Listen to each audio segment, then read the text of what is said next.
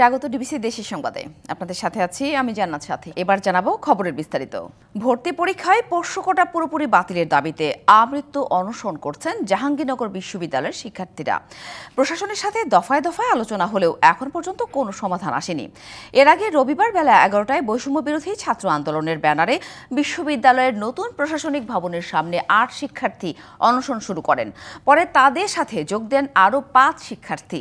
অনশনরতা বলছেন, পোষ্যকোটা সম্পূর্ণরূপে বাতিলের ঘোষণা বা লিখিত আশ্বাস ছাড়া তারা তাদের কর্মসূচিতে অনড় থাকবেন। আর বিশ্ববিদ্যালয় প্রশাসন বলছে, এ বিষয়ে অংশীজনদের সঙ্গে আলোচনা করে প্রয়োজনীয় সিদ্ধান্ত নেওয়া হবে।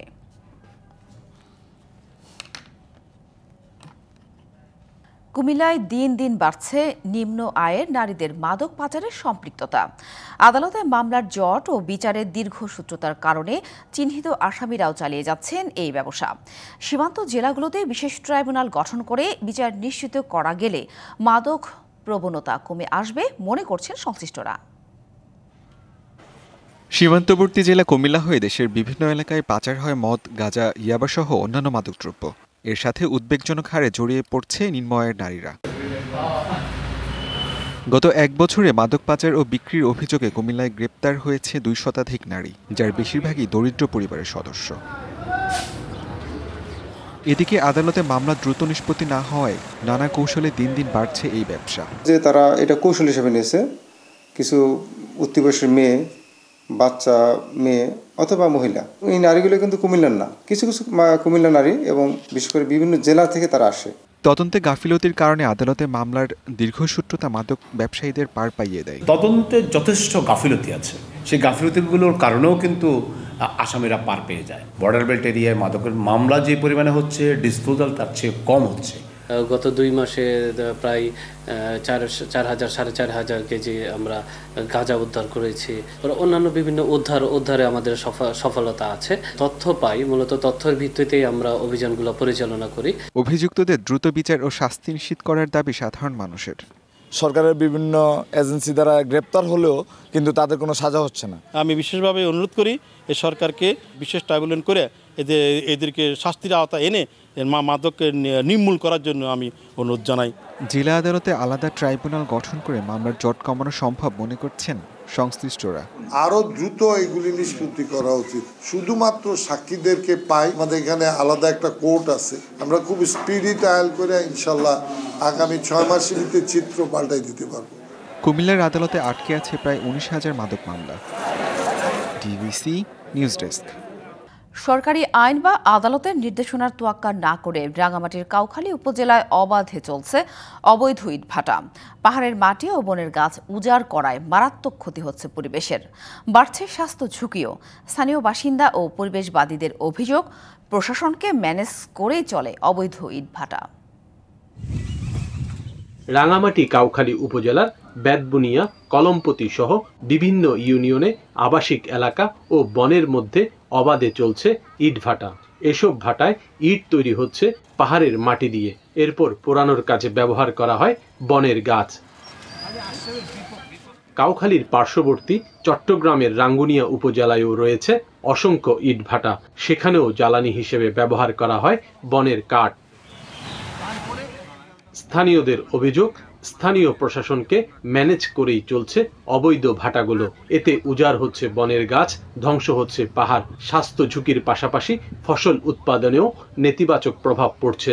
এইসব ইটের ভাটায় কয়লার পরিবর্তে পাহাড়ের বনজ সম্পদ বা যে জ্বালানি কাঠগুলোই তারা ব্যবহার করা হচ্ছে। বনের কাঠগুলো এখানে ব্যবহার করা হচ্ছে, আর এটা একেবারে সবার চোখের সামনে ব্যবহার হচ্ছে। আইন অমান্য করে ইটভাটা পরিচালনার বিষয়ে কোনো সদুত্তর দিতে পারেননি মালিকরা। পার্শ্ববর্তীর বিভিন্ন থানায় চলছে, আমরাও এইভাবে চলছি, সারা দেশে চলছে, আমরাও চলছি। পরিবেশ রক্ষায় হাইকোর্টের নির্দেশনা অনুযায়ী অবৈধ ইটভাটা বন্ধের দাবি পরিবেশবাদীদের। পরিবেশ এবং প্রতিবেশের ক্ষতিকারক কার্যক্রমগুলো যদি ঘটে তাহলে সেটা আমাদের জন্য খুবই দুঃখজনক। আমরা চাইব ক্ষতিকর কাজগুলো যেন বন্ধ থাকে, কোর্টের আদেশগুলো যেন, নির্দেশনাগুলো যেন মেনে চলে। অভিযোগ পেলে ব্যবস্থা নেয়ার কথা জানান উপজেলা নির্বাহী কর্মকর্তা। যে ইট ভাটাগুলো আছে দেখা যাচ্ছে, এগুলো আপাত দৃষ্টিতে মনে হচ্ছে কাউখালী, কিন্তু আসলে এগুলো সবগুলো হচ্ছে আপনার রাঙ্গুনিয়া। আমাদের কাছে কোনো অভিযোগ আসছে সেটা আমরা সাথে সাথে ব্যবস্থা নিচ্ছি। অলরেডি গত সপ্তাহে আমরা একটা থেকে 2 লক্ষ টাকা জরিমানা করছি। পরিবেশ ও স্বাস্থ্য সুরক্ষায় অবৈধ ইটভাটাগুলো দ্রুত বন্ধ হবে এমনটাই প্রত্যাশা স্থানীয়দের। সৈকত রঞ্জন চৌধুরী, ডিবিসি নিউজ, রাঙামাটি। ভোলার ইট ভাটাগুলোতে নির্বিচারে পুড়ে ছাই হচ্ছে বনের গাছ। স্থানীয়রা বলছেন, মাঝে মধ্যে প্রশাসনের অভিযানে ভাটা বন্ধ থাকলেও কদিন যেতে না যেতেই শুরু হয় গাছ কেটে ইট পোড়ানো। এতে হুমকির মুখে পরিবেশ ও জনস্বাস্থ্য। দিনের পর দিন এভাবে বনের গাছ উজাড় করে তা ইট ভাটায় পোড়ানোর বিষয়টি ভাবিয়ে তুলছে স্থানীয়দের। যদিও নিয়মিত অভিযান চলছে বলে দাবি পরিবেশ অধিদপ্তরের। 70-এর ভয়াল জলোচ্ছ্বাসে দক্ষিণাঞ্চল সহ গোটা ভোলা লন্ডভন্ড হওয়ার পর নদী ও সাগর তীরবর্তী এলাকাগুলোতে বৃক্ষরোপণের মাধ্যমে উপকূলীয় এলাকার নিরাপত্তা বেষ্টনী গড়ে তোলে সরকার। আর সে বনায়নকে দিনের পর দিন ধ্বংস করছে জেলার বিভিন্ন অঞ্চলে গড়ে ওঠা ছোট বড় ইটভাটা। প্রতিদিন বনের গাছ কেটে হাজার হাজার মন লাকড়ি জ্বালানি হিসেবে ব্যবহার হচ্ছে ইট তৈরিতে। ধোঁয়া নির্গমনের জন্য 120 ফুট উঁচু চিমনি ব্যবহারের কথা থাকলেও কোনো কোনো ইটভাটায় ড্রাম বাংলা চিমনি ব্যবহার করেই পোড়ানো হচ্ছে কাঠ। এতে হুমকির মুখে পড়ছে পরিবেশ। স্থানীয়রা বলছেন, কাঠ পোড়ানো ধোঁয়ায় প্রকৃতি ও মানব স্বাস্থ্যের ক্ষতি হলেও নেই প্রশাসনের কোনো কার্যকরী উদ্যোগ।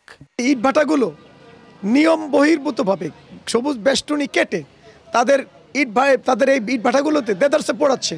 সমিল বসিয়ে এই গাছগুলো কেটে তারা এই ইট পোড়ানো হচ্ছে। প্রশাসনের কোনো ব্যবস্থা আমরা দেখছি না। 24 ঘন্টা পার না হইতেই তারা আবার পূর্বের পদ্ধতিতে ফিরে আসে।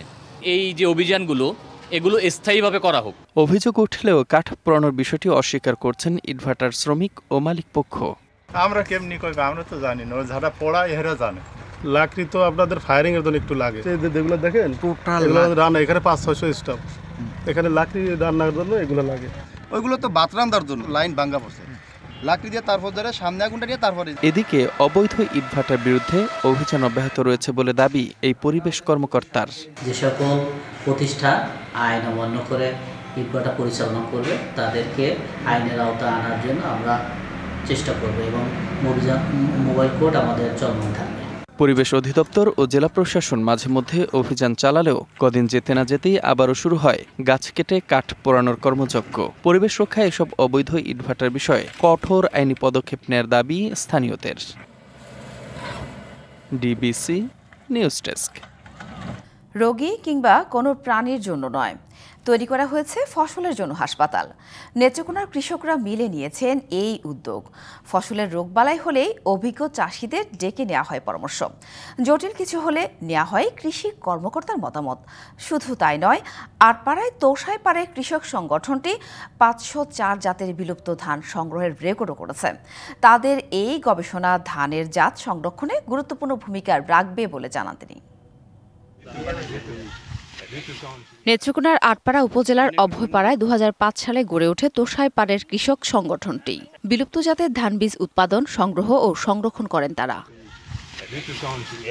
ফসল রক্ষণাবেক্ষণ ও রোগবালাই থেকে রক্ষা পেতে স্থানীয় কৃষকদের এই উদ্যোগ ছড়িয়ে পড়ছে আশপাশের জেলাতেও।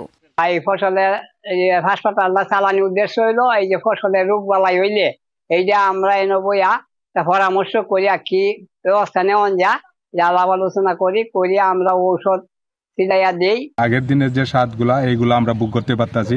কৃষকরা স্থানীয় জাতের বিলুপ্ত ধান নিয়ে গবেষণা করছেন। উচ্চ ফলনশীল ধানের সাথে টেক্কা দিয়ে পুরাতন জাতের বিলুপ্ত ধান সংগ্রহ করে চাষে লাভবান হচ্ছে তারা।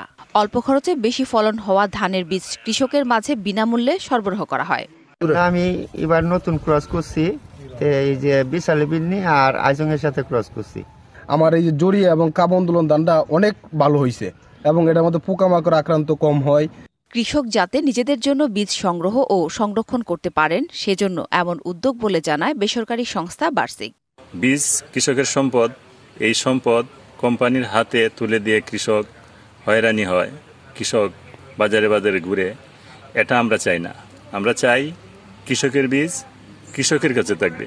কৃষকের এমন উদ্যোগকে সরকারিভাবেও সহায়তা দিচ্ছে কৃষি সম্প্রসারণ অধিদপ্তর। বার্ষিকের উদ্যোগে তারা এখানে আমাদের বাংলাদেশের ছড়িয়ে ছিটিয়ে যে স্থানীয় জাতগুলি ছিল এই স্থানীয় জাতগুলি তারা ট্রায়াল হিসেবে এখানে স্থাপন করেছেন। স্থানীয়ভাবে ৫০৪ জাতের ধান থেকে বাছাই করে গত ১৮ বছরে ৬৫ জাতের ধান চাষ করে লাভবান হয়েছেন চাষিরা। সরকারি বেসরকারি পর্যায় থেকে কৃষক সংগঠনকে সহযোগিতা করে কৃষিখাত এগিয়ে নেওয়ার আহ্বান সংশ্লিষ্টদের। DBC news desk. পাহাড়ে কুল চাষে সফলতা পেয়েছেন চাষিরা। বান্দরবানের পাহাড়গুলোতে বলসুন্দরী বা আপেল কুল চাষ হচ্ছে। এখানকার কুল বেশি সুস্বাদু হওয়ায় বাজারে চাহিদাও বেশ, তবে দাম একটু বেশি। এদিকে কুল চাষে ভাগ্য ফিরেছে বাগেরহাটের উদ্যোক্তা সুজন গোলদারের। ৫ একর জমিতে নানা জাতের কুল চাষ করেছেন এই তরুণ। তার দেখা দেখি স্থানীয় যুবকরাও কুল চাষে আগ্রহী হচ্ছেন। ডগায় ডগায় ঝুলছে বলসুন্দরী, ফলের ভারে নুয়ে পড়েছে গাছ। চোখ জুড়ানো এই দৃশ্য বান্দরবানের চিম্বুক সড়কের পাশের কুল বাগানগুলোর। মলংপাড়া, নোয়াপাড়া, বসন্তপাড়া এবং রেইচা সহ জেলার ১৫০০ হেক্টর জমিতে চাষ হয়েছে বলসুন্দরীর। দেখতে অনেকটা আপেলের মতো হওয়ায় এই জাতের কুলকে আপেল কুলও বলা হয়।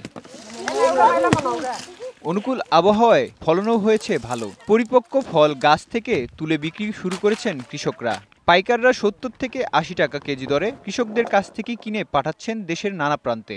বলসুন্দরী অন্য বড়ই টানা মিষ্টি বেশি, বেচা কিনা বেশি হয়।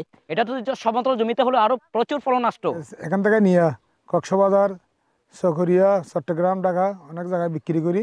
এ কাজে উৎসাহ দিতে কৃষকদের সহযোগিতা দিচ্ছে কৃষি বিভাগ। যেহেতু বাগানের পরিমাণ বাড়ছে এবং কৃষকরা লাভবান হচ্ছে, কৃষকরা কিন্তু আমার জানা মতে একজন কৃষক ৮ লক্ষ টাকা তার বাগান অগ্রিম বিক্রি করে দিয়েছে।